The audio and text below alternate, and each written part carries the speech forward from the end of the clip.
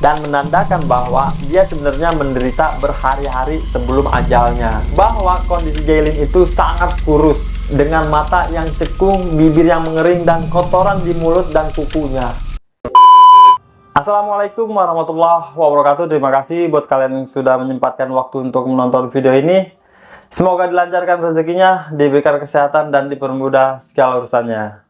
Seorang bayi berusia 16 bulan ditemukan sudah tidak bernyawa karena kelaparan. Dia ditinggal oleh ibunya berlibur selama 10 hari. Bayi mungil tak berdosa bernama Jaylin. Jaylin ditemukan dalam kondisi yang sangat-sangat tragis. Dan kasus ini menggemparkan satu dunia. Apa yang terjadi pada Jaylin? Sampai dia ditemukan 10 hari setelah ibunya pergi berlibur dalam keadaan sudah tidak bernyawa. Gak usah berlama-lama, langsung aja mari kita bahas. Di tahun 90-an mempertahankan harga diri dengan kuasanya dia memberikan korek textile walls, dan bahkan dia ini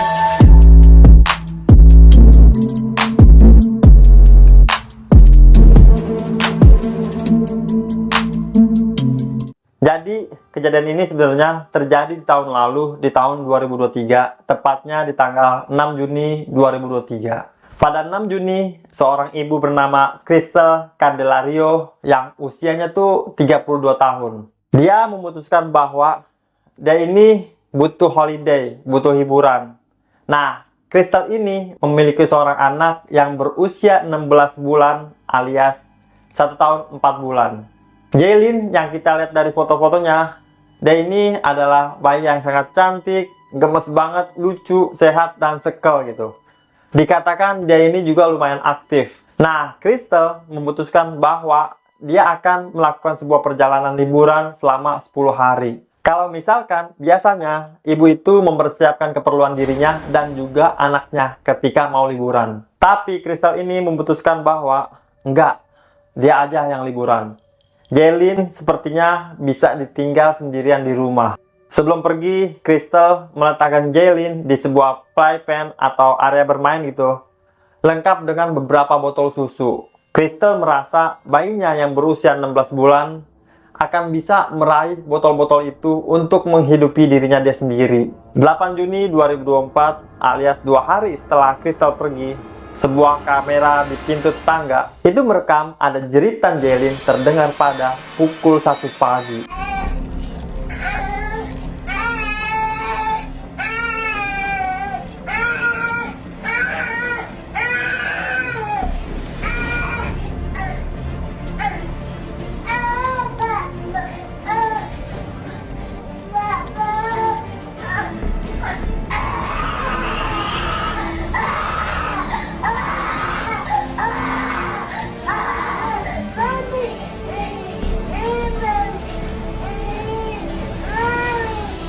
Banyak orang yang bertanya-tanya, kenapa reaksi tetangga itu tidak datang untuk menolong Jaylin? Dikatakan bahwa sebenarnya anak itu nangis di jam 1 pagi ya normal-normal aja, kayak anak-anak lain. Dia mungkin minta susu, dan juga mereka tuh nggak ada yang tahu ibunya ini sudah meninggalkan Jaylin untuk berlibur. Nah, kemudian diduga bahwa tangisannya itu adalah Jaylin yang mencoba untuk mencari makan dan minum sendiri, tapi tidak berhasil. Selama 10 hari liburan, ini tentunya dia nggak lupa untuk juga membagikan momen-momen liburannya. Bahkan 3 hari sejak liburannya dimulai, dia tuh mengupload satu foto di Facebook. Foto dia di pantai tersenyum dengan caption, "The time that is enjoyed is the true time live it." Waktu yang kita nikmati adalah waktu yang benar-benar kita jalani. Sampai di 16 Juni 2024, 10 hari setelah dia berangkat pada pukul 8 pagi, Crystal ini kembali ke rumahnya di Seveland. Pas dia balik ke rumahnya, dia mendapati anaknya Jaylin itu sudah tidak bernyawa. Keadaannya juga sangat-sangat miris. Sudah dehidrasi, sangat kurus. Dia kaget. Dia nelpon 911 dan dia bilang, "Tolong saya butuh bantuan. Tolong, putri saya sedang sekarat." Petugas kepolisian pun datang ke rumahnya Crystal dan mendapati Crystal bersama Jaylin. Tapi Jaylin ini sudah diganti bajunya ditukar sama yang baru, yang bersih, meskipun tubuhnya itu masih didapati bersama feces atau kotoran dan juga air seni. Petugas juga sangat kaget. Begitu melihat tempat tidurnya Jaylin atau tempat mainnya tadi di playpen, itu penuh sama urin dan juga feces. Was with no food, just with a meal because she was refusing. Maybe it's because she get vomited 2 days, before. Yeah. Because she doesn't eat anything. What happened? What was going on last night? Last night she was crying a lot. Dilakukanlah otopsi, dan otopsi menunjukkan bahwa Jaylin itu meninggal karena kelaparan dan dehidrasi. Diperkirakan bahwa Jaylin meninggal 3-4 hari sebelum dia ditemukan, dan menandakan bahwa dia sebenarnya menderita berhari-hari sebelum ajalnya. Kalau misalkan dia meninggal sekitar 3-4 hari sebelum ditemukan, berarti selama 6-7 hari dia kelaparan, nangis, takut, nyari ibunya. Semuanya itu dilakukan dengan sendirian. Otopsi juga menemukan adanya luka kering dan juga goresan-goresan di wajahnya Jaylin, yang menunjukkan mungkin dia tuh sudah frustasi, dia garuk muka-mukanya sendiri, atau mungkin karena dia lumuri sama urin kotorannya sendiri. Mungkin badannya jadi gatal-gatal gitu. Dan pemeriksaan lebih lanjut juga menemukan bahwa Jaylin itu mengalami malnutrisi kronis. Dia juga mengalami penurunan berat badan yang sangat signifikan, yang harusnya dia sekitar 20 pounds atau 9 kiloan. Pas ditemukan, Jaylin itu hanya berbobot sekitar 5,8 kilo. Reflection ya, gue tuh punya temen ngelahirin anak beratnya sekitar 3,6 kilo. Berarti Jaylin 1 tahun 4 bulan itu cuma 2 kilo lebih berat doang gitu. Gila banget pas ditemuin ya. Karena dia mestinya 9 kiloan, dan dalam 10 hari dia menyusut 3 kilo. Dan 3 kilo itu besar banget untuk bayi seumuran Jaylin. Ahli patologi forensik Elizabeth Money mengatakan dalam persidangan bahwa kondisi Jaylin itu sangat kurus, dengan mata yang cekung, bibir yang mengering, dan kotoran di mulut dan kukunya. Gila sih, gue ngeliat videonya Elizabeth Money ngomong aja tuh, dia tuh hampir nangis gitu untuk menceritakan temuannya pada Jaylin. So at autopsy, I examined the body of a very emaciated female toddler. At this point, she weighed 13 pounds. Upon review of medical records, this indicated approximately a 7-pound weight loss since her previous doctor's visit less than 2 months prior to that. The eyes were sunken. In addition to that, the skin showed markedly decreased turgor, meaning when I pinch the skin, it remains in that tented position, indicating severe dehydration. In addition, there was abundant fecal material present caked on the fingers, the fingernails, the hands, the feet, as well as the soles of the feet. The same material was found on her lips, which were very dry and flaking. She did have some diaper rash appearance. The body was essentially free of significant injury, with the exception of dried excoriations or scratches to the face region predominantly. Upon internal examination, I continued to find evidence consistent with starvation and dehydration. These included pale discoloration of the musculature. I found no additional evidence of significant natural disease going on or congenital abnormalities. As such, I determined the cause of death to be just that, starvation and severe dehydration due to pediatric neglect. In other words, neglect for Jaylin's basic need from a caregiver resulted in her death. Most homicide deaths involve acts of violence inflicted from one person onto another, but this case involves a failure to act appropriately to support another who is dependent on them. In the absence of more advanced decompositional changes, I believe that the pain and suffering she endured lasted not only hours, but days, but possibly even a week. This is a pain that comes from an extreme thirst and hunger. I don't think any of us could ever fully fathom it. So, as a forensic pathologist, it is said that we are the voice of the dead and given the responsibility to speak for those who can't. So this morning I'm honored to maintain that mission. Thank you. Setelah dilakukan pemeriksaan internal, ditemukan juga bahwa isi perut Jaylin itu hanya 2 ml bahan cair berwarna coklat. 2 ml.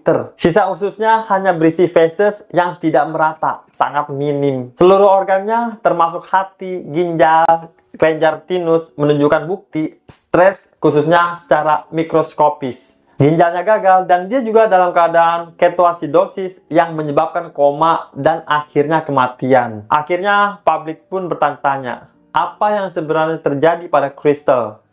Bagaimana seorang ibu bisa meninggalkan anaknya yang baru berusia 1 tahun 4 bulan dan pergi berlibur? Kita menemukan beberapa fakta tambahan. Jadi bulan Januari dan Februari 2023, Crystal, mamanya Jaylin, itu sempat masuk ke rumah sakit karena masalah emosional dan mental. Nah, kalau misalkan kalian bertanya-tanya juga, ayahnya Jaylin kemana? Ya, mungkin ini juga yang menjadi a part of the problem. Crystal sama mantan pacarnya atau mantan suaminya, ayahnya Jaylin, itu juga udah nggak baik. Makanya Crystal ini harus mengurus Jaylin sendirian. Nah, orang tuanya Crystal itu juga nggak tahu bahwa Jaylin itu ditinggal di rumah selama ibunya liburan.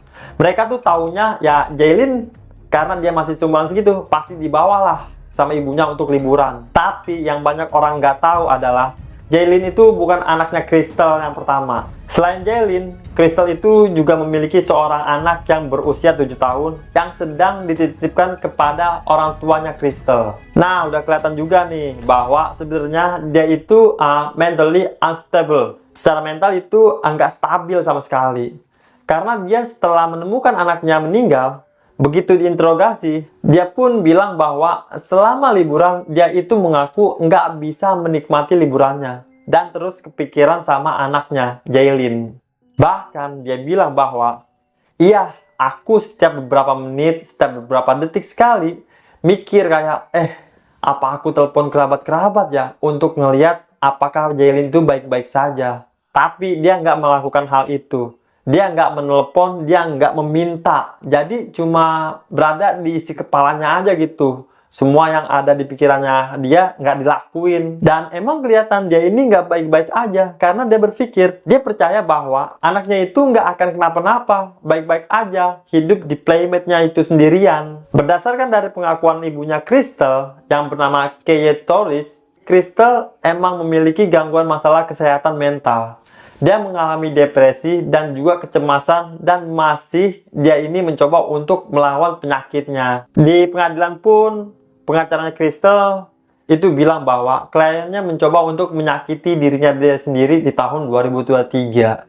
Nah, karena masalah-masalah mentalnya, dia tuh sebenarnya memiliki prescription obat yang mana dia udah nggak minum lagi. Obat-obatnya dipercaya di pengadilan bahwa karena dia ini nggak minum obat-obat yang dia harusnya minum, itu memperburuk keadaan dan akhirnya membuat dia percaya dia tuh bikin keputusan-keputusan baik yang sebenarnya sangat-sangat buruk, seperti meninggalkan anaknya selama 10 hari tanpa makan. Crystal mengatakan bahwa dia menyesal menelantarkan anaknya sampai kehilangan nyawanya. Hay mucho dolor que tengo con respecto a la pérdida de mi bebé Jaylin. Estoy muy dolida por todo lo que pasó. No estoy tratando de justificar mis actos, pero nadie sabe cuánto yo estaba sufriendo y por lo que estaba pasando. Todos los días le pido perdón a Dios y a mi hija, Jaylin. Tapi pada 22 Februari 2024 kemarin, hakim memutuskan bahwa akan mendapatkan hukuman penjara seumur hidup tanpa kemungkinan pembebasan. Suara hakimnya pun bahkan bergetar saat menjatuhkan hukuman. Main purpose is to punish the offender and protect the public from future crime. I am not sentencing you today based on your race, your ethnicity, your gender, or your religion. Do you understand? Yes. The bond between a mother and a child is one of the most purest and most sacred bonds between human beings. You left your baby, Jaylin, trapped in a pack and play without food and water for 10 days. As a court, I have to remember Jaylin, where you did not. Just as you didn't let Jaylin out of her confinement until she died, so too, you should spend the rest of your life in a cell without freedom. The only difference will be that prison will at least feed you and give you liquids that you denied her. I'm going to sentence you to life in prison without the possibility of parole. Dan itulah tadi kasus akhir hidupnya Jaylin, seorang bayi berusia 16 bulan yang harus ketemu ajalnya dengan cara yang sangat-sangat mengerikan dan tragis. Dan jelas bahwa ibunya itu bersalah. Tapi menurut gua kurang banyak pembahasan tentang seberapa besar tekanan yang dimiliki Crystal ini. Jika ada cerita dalam video ini, detail-detail yang kurang, teman-teman bisa tambahkan di kolom komentar untuk bahan pelajaran kita semua. Dan jangan lupa di subscribe karena gue udah nggak sabar bertemu kalian di video-video selanjutnya. Gue Armando, assalamualaikum warahmatullahi wabarakatuh.